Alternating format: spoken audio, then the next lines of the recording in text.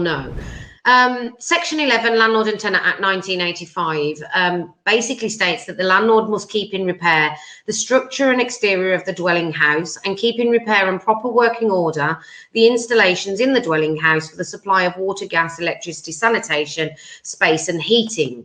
What this basically means is that you have an obligation as a landlord to keep the upkeep of your property going and carry out repairs in a reasonable timescale. And it's really interesting because there is no definition of reasonable time. In deciding what may be a reasonable time, the courts would consider a various number of factors, such as the extent of the disrepair, the urgency of the disrepair, whether or not the tenant is living in the property, and also the availability of replacement parts.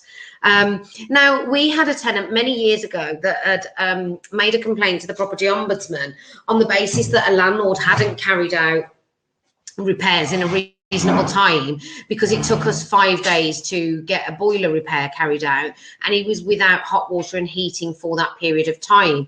However, the property ombudsman awarded in our favour because we had instructed a contractor on day one. The contractor attended on day one. We got parts ordered pretty much on day two after the landlord had agreed the quote. We had a weekend in between, so Saturday and Sunday. Parts were due to be delivered on Monday.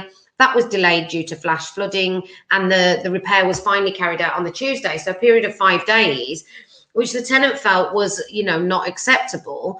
But the TPO deemed that it was reasonable. We couldn't have done any more. We acted in accordance. The landlord got the job done within a reasonable timescale. So, it is important that we are repairing, we are maintaining our repairing obligations, but it's also fair to say that tenants need to understand what is a reasonable time. If you've left somebody without hot water or heating for 2 to 3 weeks because you've not responded to them or their agent or whatever the case may be, then that is not reasonable. So we need to use a little bit of common sense. And it's really interesting that tenants need to realise that they need to act in a tenant-like manner. The tenant must take proper care of the premises. He must, if he is going away for the winter, turn off the water and empty the boiler. He must clean the chimneys when necessary and also the windows. He must mend the electric light when it fuses, and he must unstop the sink when it is blocked by his waste. In short, tenants must do the little jobs around the house, which a reasonable tenant would do. In addition, he must, of course, not damage the house willfully or negligently. But apart from such thing, if the house falls into disrepair through fair wear and tear and lapse of time, or for any reason not caused by him, the tenant is not liable to repair it. So it's just saying, this is just saying, look, you are a tenant. You should change the light bulbs, change batteries in smoke detectors, repressure boilers when you've been given instructions and guidance on how to do it, bleeding radiators, unblocking toilets and sinks, keeping the grass cut and the swept up leaves. Gutters, I would say, there are tenants' responsibilities to make sure that they're kept clear. Taking care of pests such as ants and wasp nests during seasonal changes, and also wiping away excess moisture from windows due to condensation. These are all things that tenants should do, and there's no reason why they shouldn't.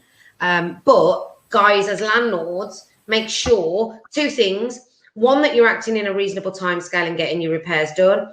And 2, that if you're managing properties yourself, you are documenting in writing reports of maintenance and response times of maintenance, because you may well need them should you end up in court for a possession at any time, or should you end up being taken to court by the tenant under the Homes for Fitness and Habitation Act 2019, where they're trying to sue you for failure to comply.